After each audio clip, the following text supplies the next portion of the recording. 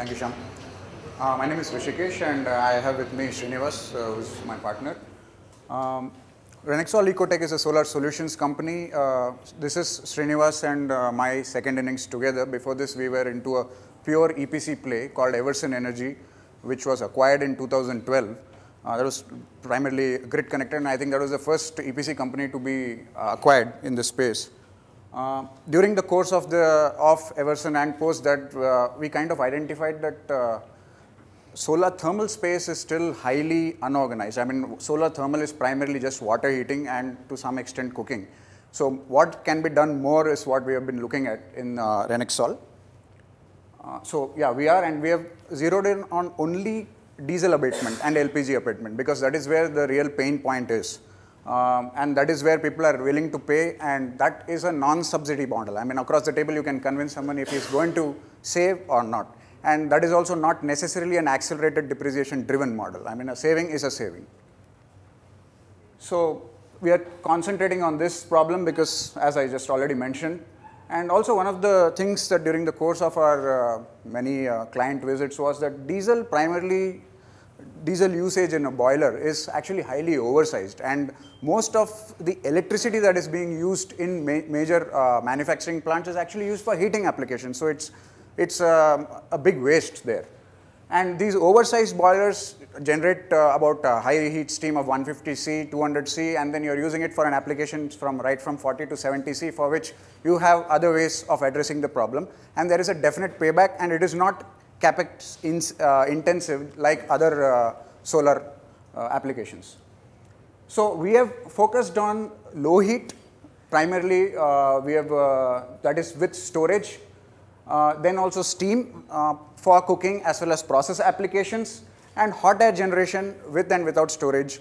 Hot air generation is a huge application area, especially in the agri-based agricultural processing industry. Also in laundromat industries for running washers, dryers, so the hotel and all those segments come in. So what we see is that there is a very good payback. People are willing to put up the money because it is not really too much money, and there is no need for you to be an accelerated depreciation play.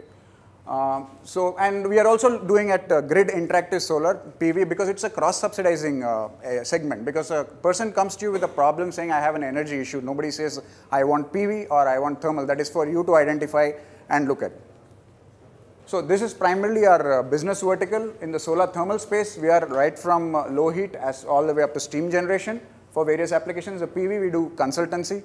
Consultancy is really a byproduct of getting of our previous experience as well as off-grid projects. Ideally, the off-grid projects can also be sliced off as different segments like consultancy, operation maintenance, design engineering, etc. So based on different interactions with our clients and different problems, we are looking at a few focus problems. Steam cooking in institutions, it's not something new. It's been there for about 10-15 years in India. A lot of companies have done. But if you look at currently the market, there is about 20 crore worth of installations that are not working in India. It is published on the MNRE website. So that is a huge offtake for us, and we've been refurbishing system that's huge. And those people, based on performance, are also looking at newer options. The washing and distillation process in pharmaceuticals, we are in final stages of negotiation with 3 big pharma companies where we have identified the use of solar thermal, both CSP as well as air heating and water heating. Then drying, as I already mentioned. Printing in the plastics processing process in the industry is actually a huge application. Right in our backyard, we've got 8 to 10 companies which are doing that, and it is a huge payback for them, and they are using in excess of about 50 liters of diesel per hour for running regular lines. So they see a payback immediately. Grid interactive solar, as I already mentioned, and then we are also into net metering. Most of the systems we have installed over the past 3 years, this company was founded in 2012, are ready for net metering applications, and Karnataka and Tamil Nadu already have net metering already spec'd in. So it's a huge market for us. So only these applications, and I'm only looking at based on only South India, this is quite a huge market. We have to explore other geographies. Primarily, our focus is on last mile connectivity, because the reason why solar thermal has not picked up, although there have been concentrators and there has been water heating, is people are selling it as a product and not a solution. So when you're looking at it as a solution, it is solar happens to be one aspect of it, backed up with engineering for a particular application. So that is what we mean by last mile connectivity, and that requires a lot of engineering background as well as solar based applications which we bring onto the table. So that has really given us the clients, and most of our clients are basically private sector clients. Our competitors, we have mentioned here, these people have been in the industry, they are providing, but still there is space for many other people, just because the last mile connectivity is still absent from the industry at this point. That is why it is primarily an unorganized sector or a sector that just sells water heaters for rooftops.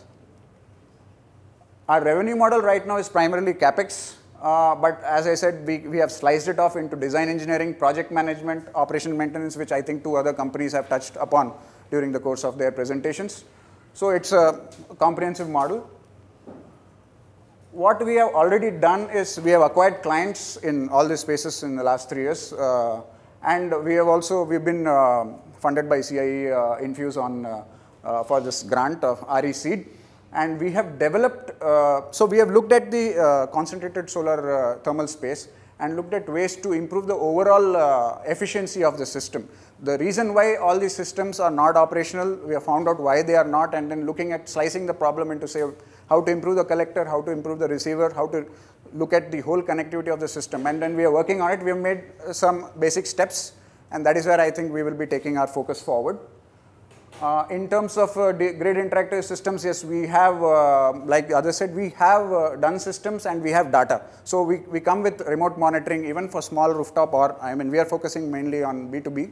So we have remote monitoring, so we have data. So in this space, primarily if you look at it, in the industrial space in India, it is always, kisi aur ke yahan lagaya kya? That is the first question, wherever you go. So you have to have a proof saying that you have done it elsewhere, and this is the data from there. And that is when people really give you a ear, especially in the private sector.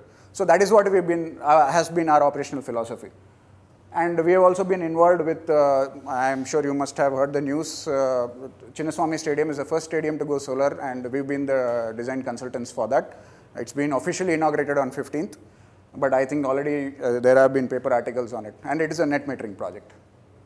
So our basic growth and strategy henceforth will be to look at these identified sectors, because we see a huge potential and we have some client acquisition there. So it is going to be, there is going to be a funnel effect on that. Also, we are registered with MNRE channel partner like many others, because that is pre-qualifies you, and then like many other government tenders, you need 3 years of existence in India. So we qualify for all that. So a government sector, with especially the new government, that opens up a huge space. We also want to establish strategic manufacturing, especially in the CSP place. We have made some progress in the materials or what sort of equipment need to be used to get towards our higher efficiency or higher warranty, higher performance systems. So that is something we are looking at. Also, we see a lot of scope for the boot model, especially in solar thermal, which is not yet really big. I mean, there are 1 or 2 systems here and there which have done that, but it is not scaled up. So we are looking into how we can scale it up. These are some of our esteemed clients and some of the project that I said. This is one in Sringeri Mutt for steam cooking, as well as this is for the KSCA team I have already touched upon. So we have done about 3 crores this year with a PAT of about 5%, and we look at about 10 crores the coming year. We are looking to raise about 10 crores, and this is how we're going to look at it, and I am being signaled by Mohsen to stop, so questions can be taken up. Thank you.